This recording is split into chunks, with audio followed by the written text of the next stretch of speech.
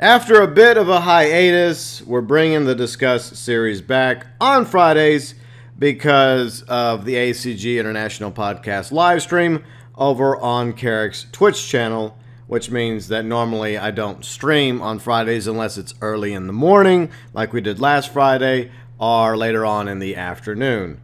But usually that's what we're going to do for the Discuss series, is post future Discusses on Fridays going forward. And if you have a Discuss idea, topic suggestion that I've yet to do, be sure and check the Discuss playlist first. Then feel free and send your Discuss ideas my way via the comment section, Twitter, Facebook, or Discord. All the links to the GeauxBurns Nation below in the description section. Today we are discussing grinding post After Hours. After Hours came out a few weeks ago, and we're still getting some drip-fed content over the next few weeks and months, most likely. And for the most part, grinding has not really changed much in Grand Theft Auto Online, but there's some differences that we will go over. Now, what we're going to do is we're going to start at the bottom, work our way up to the basics. For anyone that might be coming to this video new to Grand Theft Auto Online, just wondering, like, how do I make money in this game? How do I end up buying the cars and the apartments and the properties? Where do I go? Because it can be very daunting, because there's nearly 5 years worth of content on this game. First off, be sure to always deposit any money you make into your Maze Bank account. And all you gotta do is pull up your iFruit phone and go down to the Maze Bank account and then deposit your money. It's very simple. There are several people that still believe that they have to go to an actual ATM, which you can do to make deposits, but it's quicker and easier just to make the deposit via Maze Bank on your iFruit phone. So pull up the iFruit phone, go to internet, go to Maze Bank, make the deposit. There you go. And you'll save yourself some money that potentially could be lost if somebody killed you or mugged you. Most of you will probably already know all of this, so it's not really new to you, but it could very well be new to someone out there. Basics include this: you can steal and sell cars. Not all the cars that roam around in free mode, but some of the cars. Specifically, the car I would go after is the limited edition rare Sentinel XS's that spawn near Eclipse Towers around, let's see, I think it's starting around, what, 2300 hours at night till 4 a.m., I believe. Now, there's two of them. There's a yellow one that you can nab and take to LSC, Los Santos Customs, and sell that one for nearly $15,000. The purple one sells for a bit more, $17,000. So if you're going to make money stealing and selling cars, the Sentinel XS is at the moment the best way to go. There were other rare vehicles that did get you a higher price tag, but those are a lot more difficult to come by in the game now. So I would just stick with driving around near Eclipse Towers starting around 2300 hours at night till 4 a.m. You'll eventually see either a yellow Sentinel XS or a purple Sentinel XS, and whenever you see one, steal it, take it to Los Santos Customs, and sell it. You have to wait like 48 minutes before you can steal and sell another one, but at the same time, it's a good way to make a quick $14,000 to $17,000. Next is robbing gas stations. It doesn't really make you that much money, maybe like $1,000 or $2,000 but for beginners, you know, that's something, right? And then, of course, various free mode events happen to spawn in the game that you can partake in. Unfortunately, free mode events are not as popular as they used to be, but the good news is, if it happens to be one where you have to get on a bike or a Fazio and drive it around for like 4 minutes or something like that, chances are nobody's going to bother you, hopefully, and you'll be able to get that money. It's only going to be like maybe, what, $10,000 or $12,000, but still, it's, you know, $10,000, $12,000 more dollars in your pocket.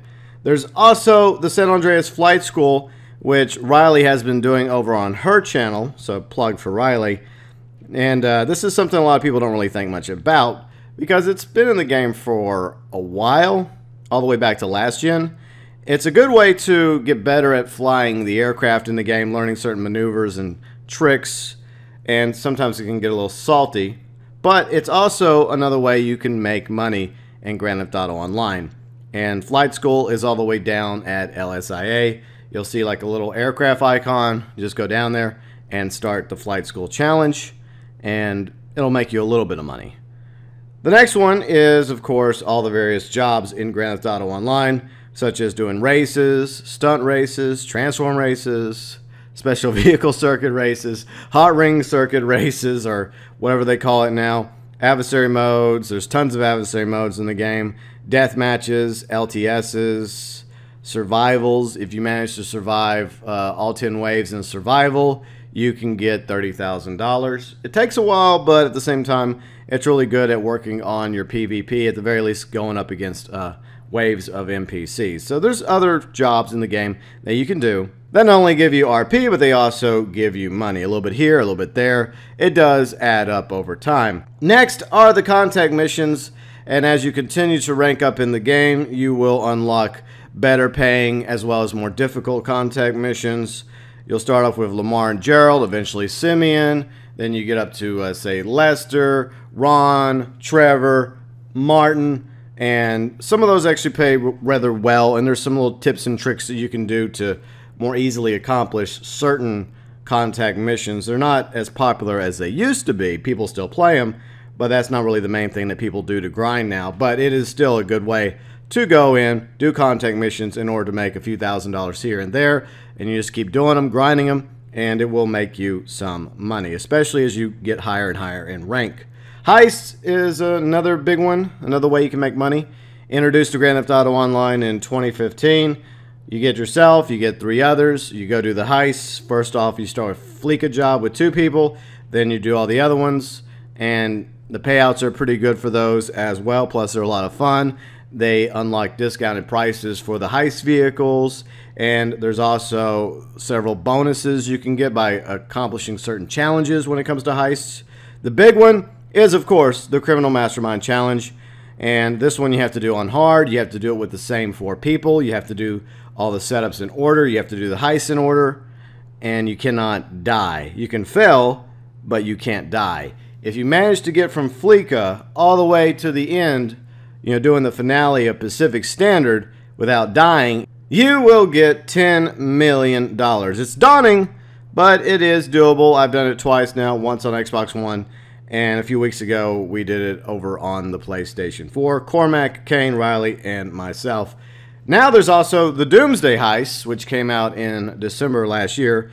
More setups, more finales, 3 finales to be exact, and another way for you to make money in the game is doing the Doomsday Heists. The Doomsday Heists also have their own challenges, but the Criminal Mastermind Challenge for the original heist is the best challenge to go after. It's the most daunting, and it's the most rewarding whenever you get that $10 million in your Maze bank account. Now, every week in Grand Theft Auto Online, there is a new event week, which usually introduces a new drip-fed vehicle, or a new adversary mode, are some discounts for vehicles and properties, and occasionally they also make something double money, like races, or certain adversary modes, or even heists, or contact missions, or even a Doomsday Heist finale. It happens, and whenever you have something that's double money, that's a great opportunity to take advantage of, because you're going to get twice as much money for doing it. Now, for races and adversary modes, it's not really going to seem like a lot of money, especially if you're not the best racer and if you don't end up on the winning side in an adversary mode. But at the same time, it's double money. It's twice as much as you would have got, you know, just doing it without double money. The best ones are always the contact missions, and especially the heists, as well as cell missions, which is what we're going to be getting into in just a moment. Now, before we go into cell missions, let's talk about the other ways you can make money in this game. Most recently, they started teaming up with Facebook. Rockstar Games has been teaming up with Facebook, along with some Facebook streamers, to do these various live streams. I don't know how long this is going to go on for, but if you link your Facebook account, if you still have a Facebook account, to your Rockstar account, then you'll be able to participate in these live streams. And throughout the live streams, several claims will randomly pop. If you click on the claim in time within 2 minutes, you could get anywhere from $50,000 all the way up to $500,000, and at least like 3 or 4 of these drop throughout the stream. Near the end, there's always a big money drop, which is $500,000 as well, so that money stacks, and towards the end of the stream, you may have a, say, $500, $700, $800,000, even over $1 million going into your Maze bank account by simply watching a 2-hour live stream. That's not too shabby, especially if you like watching live streams anyways. So that's a new way to make money in the game. Once again, I don't know how long Rockstar is going to continue doing that. Hopefully for at least another few weeks. Maybe it'll become a regular thing. That would be nice. Occasionally, there's also login rewards during event weeks. Rockstar will tell you in an event week, which is what I always cover on the channel on Tuesdays, that if you log into Grand Theft Auto Online between this date and this date, you may unlock a t-shirt, a cap, as well as some money to be deposited in your Maze bank account. Sometimes it's $100,000, sometimes it can be a little bit more, but definitely another way to make some money in the game by simply logging into Grand Theft Auto Online, especially during certain log-in events. Now, before we get to the sourcing and selling, there's other ways to make money, whether you're a VIP, a CEO, or an MC president, or an associate, or a bodyguard, a prospect. There is ways you can make money. But these are going to start to cost a bit of money, a bit of cash, in order for you to make money doing these. Or at the very least, you're going to have somebody who happens to be a VIP, or a CEO, or an MC president. First off, the VIP work. The VIP work is not too difficult, and the only qualification you have to be a VIP is you have to have at least $50,000 in your Maze bank account. That's all you have to have in your Maze bank account in order to do the VIP work. And hostile takeover is a lot of fun to do, especially if you have a buzzard attack helicopter. You also got Sightseer. It's kind of a puzzle one. You go through, pick up 3 packages. Also, the buzzard's very helpful because it helps you get across the map in a certain amount of time a lot quicker. Headhunter's pretty good challenge because you just go around assassinating various targets within a time limit. So those are definitely 3 different jobs within VIP work that can make you some money while in free mode. Next is the biker contracts. Now, in order to do biker contracts, you have to be an MC president, you have to own a biker clubhouse, or you have to be a prospect for an MC president. That's probably the cheapest way to go about it, is just have a friend that's an MC president. Let him or her make you a prospect. They'll maybe give you a rank in the MC. And then you can go grind biker contracts. And this is especially good whenever biker contracts are double money. They're really good during double money, which happens every now and then. Now we're moving on over to various businesses and properties that you can own, which potentially can make you some money in the long run. First off, sourcing and selling through the warehouse cargo or vehicle warehouses, especially high-end vehicles. That definitely makes you some money. Hangar, doing the air freight cargo sales. Specifically, I would just stick to either like 2 or 3, you just rotate them. Medical, chemical, or narcotics. The biker businesses, the top 2 in those is coke and meth. And then, of course, the bunker allows you to manufacture and sell arms. Now, going back to the warehouses real quick, that is available whenever you get a executive office. We'll go over that in a little bit, but you'll need an executive office. You'll have to be a CEO in order to purchase warehouse cargo or do the vehicle warehouses. It really depends on what you prefer to do in the game, and I would recommend you first have plenty of money on you before you decide to dive into one of these business ventures, because it's going to be an investment. You're going to take a hit at first, and it's going to take a while to get your money back. It's a lot better whenever like the selling is double money, and it does happen, but it's going to take some time for you to like sell enough cargo in the warehouse or enough vehicles in order to break even before you start seeing it turn green for you. The same thing goes for the hangars. By the way, the hangars, along with the bunker, you can either be a VIP, a CEO, or an MC president. But for the biker businesses, obviously you have to be an MC president, and you have to have a biker clubhouse. So you have to be an MC president, you have to have a clubhouse before you can purchase those biker businesses that we just talked about. Now, the cool thing about the biker businesses is they're a passive income. You can either go out and pick up the supplies, or you can purchase the supplies. Personally, I rather just go get it. It's a little time consuming. It's nice to have help from people, but at the same time, I feel like in the long run, you're saving money by not spending money on the table to buy the supplies. But everyone else is different. Some people choose to just be quick and easy and just drop a few bucks just to get the supplies shipped to them. It's a passive income for coke, meth, and the others, and it takes some time to like build up the stock in your biker business, and then eventually you'll be able to sell. But unfortunately, all the sell missions require you to be in a public lobby, so I'd advise you to find a nice, friendly, small solo public lobby and do these with friends and crewmates. The same thing goes for the bunker. You have two things that happen in bunker. Research, we're not going to talk about research. I did a rant about that a while back. But the bunker arms is another form of passive income that will slowly build up the stock in your bunker in which you can sell. It's the same scenario. You can either purchase the supplies and they'll be shipped to your bunker, or you can go out and steal them and bring them back to the bunker, whichever you prefer. Now we're moving over to nightclubs. Now this is something you may not want to purchase right now, especially if you don't have that much money in Grand Theft Auto Online and you are just struggling to make enough money to buy that new supercar, or the new drip-fed vehicle, or trying to get a high-end apartment, or some of the other business ventures that we mentioned. If you're like wanting to get a biker business or several biker businesses up and running, I think it's better for you to spend your money on that and focus on that. And then maybe later on, when you have more money down the road, then go into the nightclubs. Because the nightclubs can make you money as well in the long run. It's just very, very slow. It's a pretty big investment. Unless you just want a nightclub to go and dance and hang out and goof off and have fun in, and not even worry about the warehouse aspect of the nightclub. So nightclubs can be owned by either a VIP, a CEO, or an MC president. And if you have a nightclub and you have the promotion missions, the popularity up at max, you can earn $10,000 per day in Grand Theft Auto Online. It's not really that much, but it's better than nothing. You can also earn a few $1,000s here and there by doing the nightclub promotion missions. Once again, not as much, but it is what it is. There's also business battles that spawn in lobbies, friend invites, as well as public lobbies, as long as there is at least 4 people in the lobby, and those happen every 15 minutes.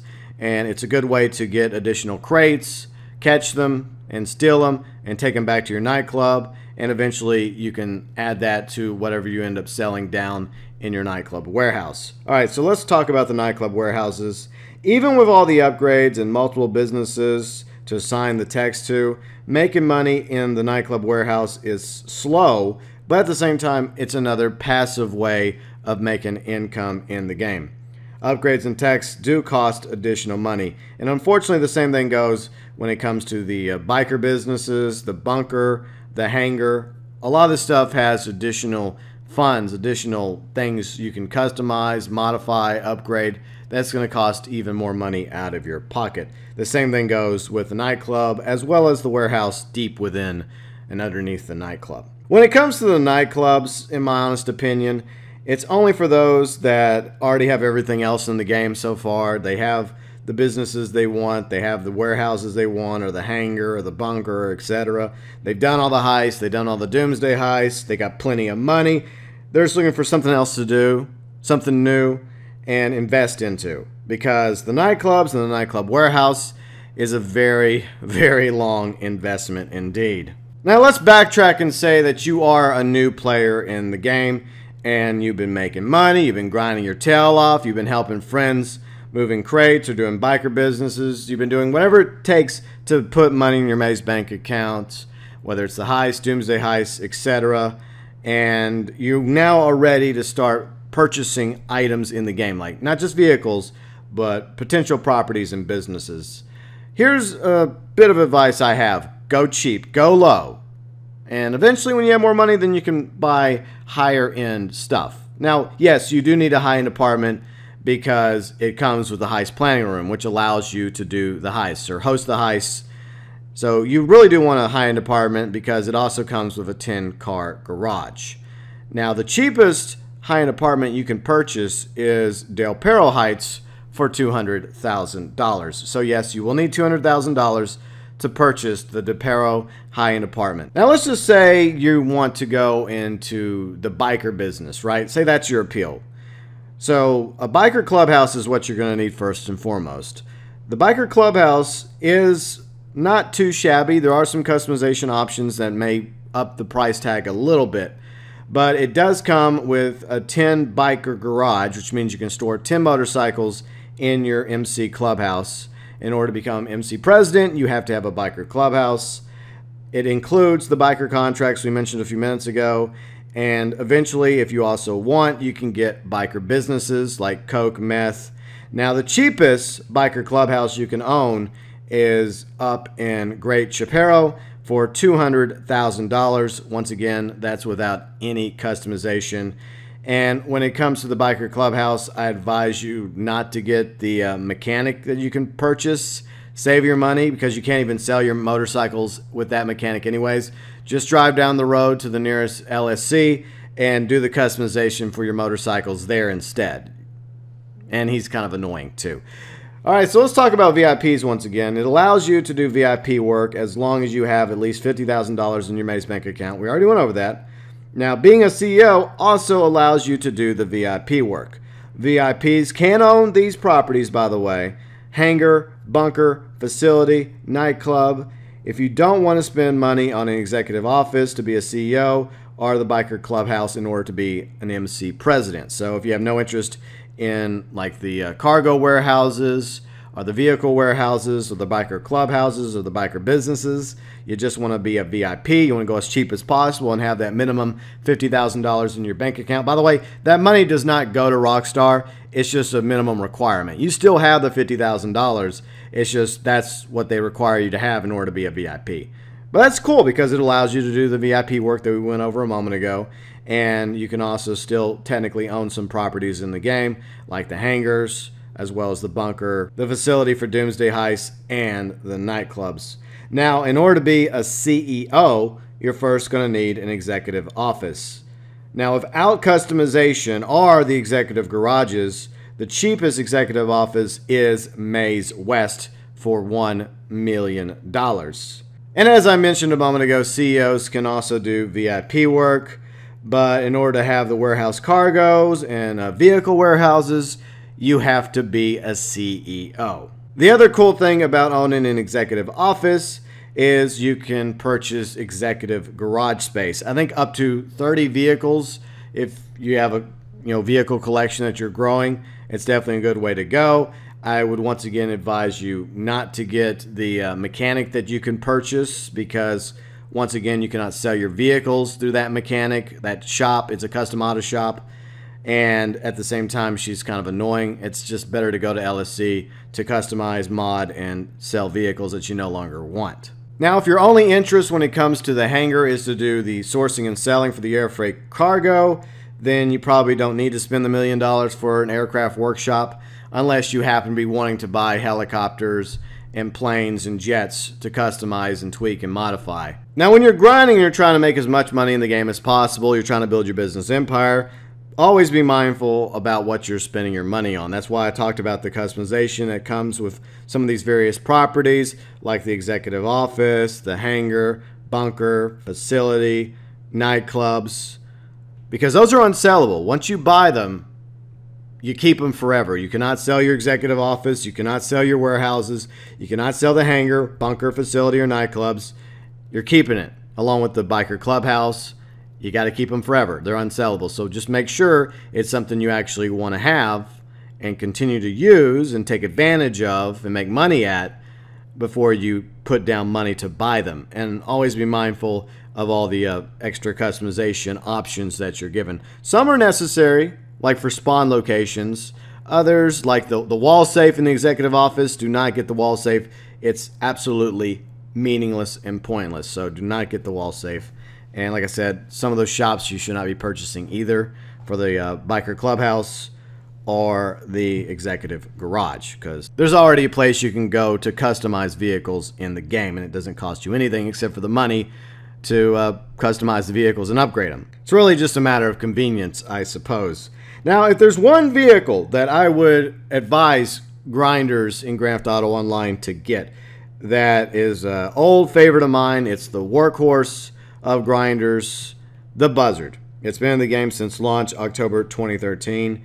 $1.75 million, but it can be used for a lot of things. Like, as we mentioned earlier, VIP work, specifically Hostile Takeover, Sightseer, Headhunter. It makes doing those 3 so much easier when you have a buzzard, because it's a pretty fast little helicopter. It can get from point A to point B across the map very quickly. And it has some weapons. You know, it has basic machine guns.